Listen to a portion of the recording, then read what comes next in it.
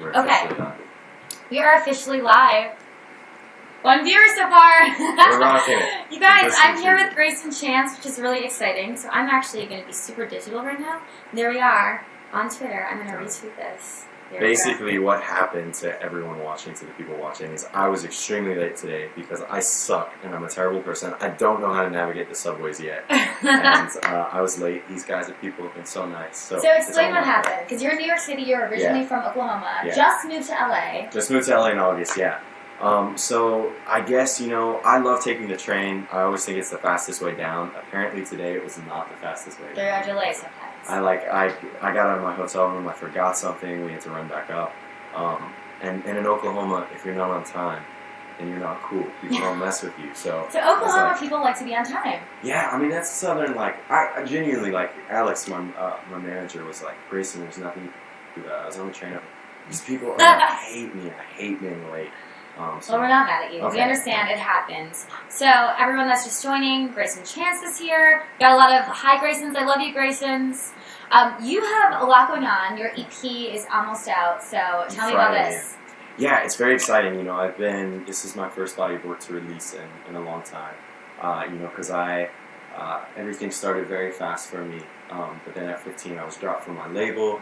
I had some bad stuff happened to me for a bit, so I just, kind of wanted to take some time and really find a musical direction and make an EP that was for these guys just as much as it was for me. So we're finally there, and it comes out on Friday, and I couldn't be more excited about it. Awesome. I mean, a lot of people probably remember you from Ellen discovering you.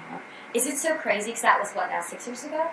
Yeah, that was 2010, so 6 years ago. Is it crazy looking back? And, I mean, you've grown so much, not just physically, but also your voice. And with your new album, what are you inspired by now, as you're 18? Yeah, well, I think a lot of people ask, and I wish I had a better answer. I wish I was like, oh, I'm inspired by A, B, C. But being a songwriter, you just kind of go through life, and what's happening at the moment is where you're at. This EP in particular, especially the song I just played More Than Me for these guys. And especially that song is a lot about Oklahoma. It's about when I left Oklahoma for LA, kind of just feeling a bit homesick. I used a lot of the imagery of what it was like growing up back there. So just things that are happening to me now. I think what I want to show people for this EP is that I'm older, and that I can write songs and that I can sing. And so hopefully these guys. Yeah, if you guys have some questions, let us know. I remind you of Britney Spears. Okay, I will take that. You have a lot of fans on here. You're so fine. Let's see. Indonesia loves you. I love Indonesia. I love it. Can you whistle? It's a good question. Wow. Yeah, I think I can. What can I whistle though? Let's see. What's the Hunger Games thing? Oh. Is that it? Yeah, you can But I didn't get it very good. You try it. Oh shoot, I just missed a question. Was that good? Okay. That's pretty good. Do you write all of your lyrics? I do. I work, especially with the EP. I wrote all the songs on the EP and worked with some collaborators too and some good friends of mine. But I like to, that's the fun thing about being a songwriter is, you can kind of talk about some things that you want to get off your chest or do whatever you can put it into some music. Someone just asked, how famous do you think you are?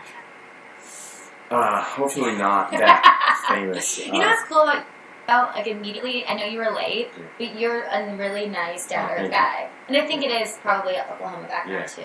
So I think that even though you found fame very young, I think that you have a very good foundation. Well, I still think it's weird that, for example, I was leaving somewhere yesterday and a girl who's been supporting me since the beginning came up and we were talking and it was the picture thing and all that stuff. It still feels very strange to me because I don't know. I feel like such an uncool kid, and luckily these guys I hope think I'm cool.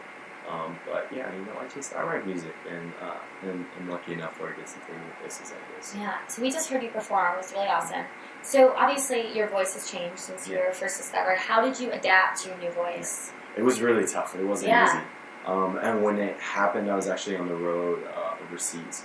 So I was having to play shows. Yeah, I don't know how it works. Does it happen just one day? So everyone told me they're like, okay, one day you're gonna wake up and it's gonna be completely changed.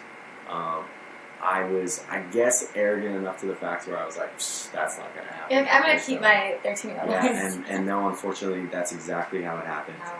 And no, it was really tough to like have to transition through, but I sang through it, and those performances were necessarily not the best, but I got through it. People are asking if you would sing anything. If I could sing anything, well, are you going to help me out? What should we sing? What are you listening to? I just got into Sam Hunt. Oh, you like him? Yeah, I don't know the Sam Hunt off the back, though. I used to break up in a small town. Okay, I don't know. That she would get down with someone I know. I guess that's just how it goes when you break up in a small town.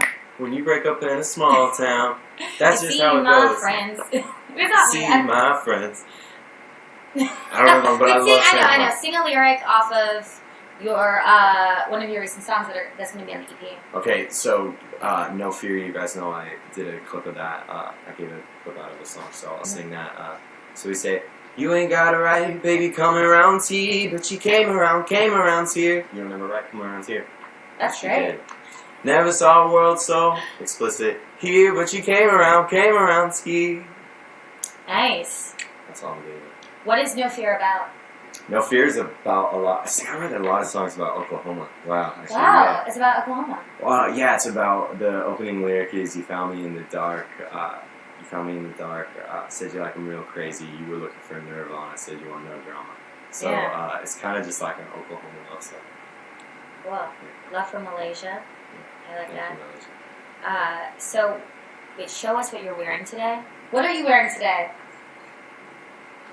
A collar, a jacket, a shirt, and you guys know this is the bling right nice. there. Yeah, it's my grandpa's one. Oh, really? Wear, yeah.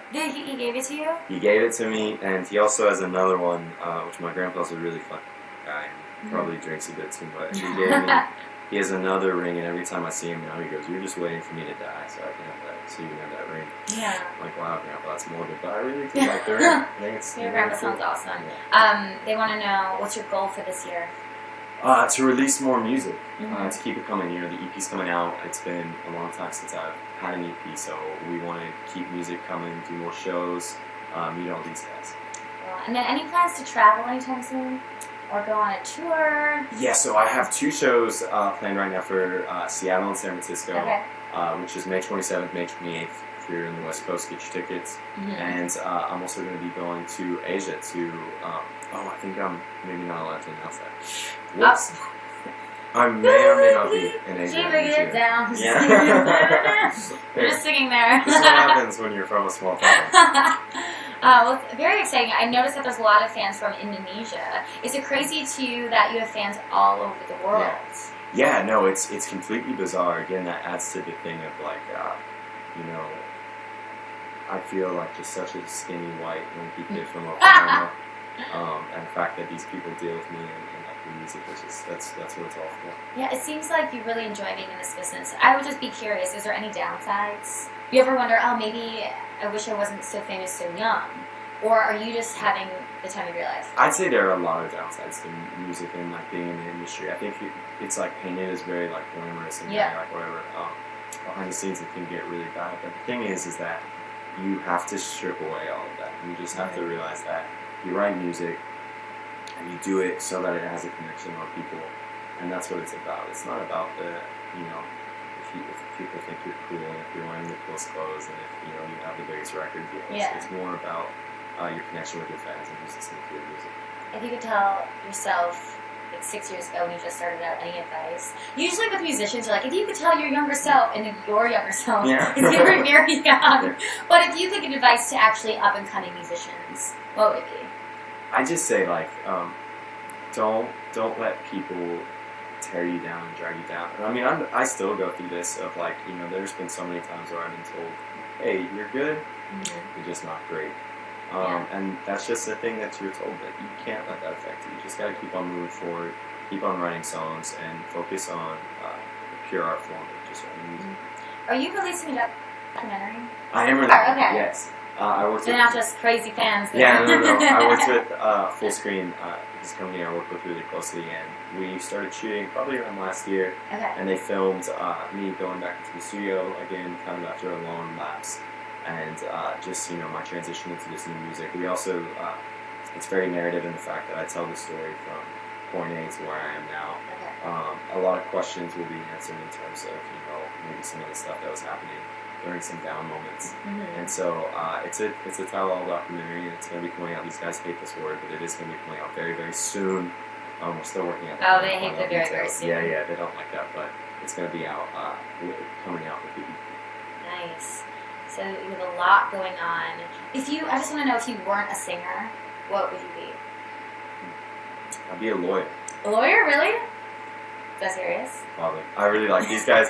These guys know I love politics, but I don't talk about politics. That sounds pretty smart, actually. My dad, what did he tell me? He said there's two things you're not allowed to talk about: politics and religion. And guess what my two favorite things are to talk Politics and religion. Politics and religion. That's great, though. All right, Greyson Chance, thank you so much. Thank you. Boom. Boom. And thank you guys for tuning in. And how can they look out for your EP? Twitter, Facebook, Spotify, SoundCloud, iTunes, all of them. It's going to be out everywhere. Tidal is now in there too. So. Oh, nice. Yeah. Tidal. All right. Everywhere. And release date is? Friday. 2 more days. All right. Thank you, guys. Thank you. Oh, wait. I always forget to turn it off.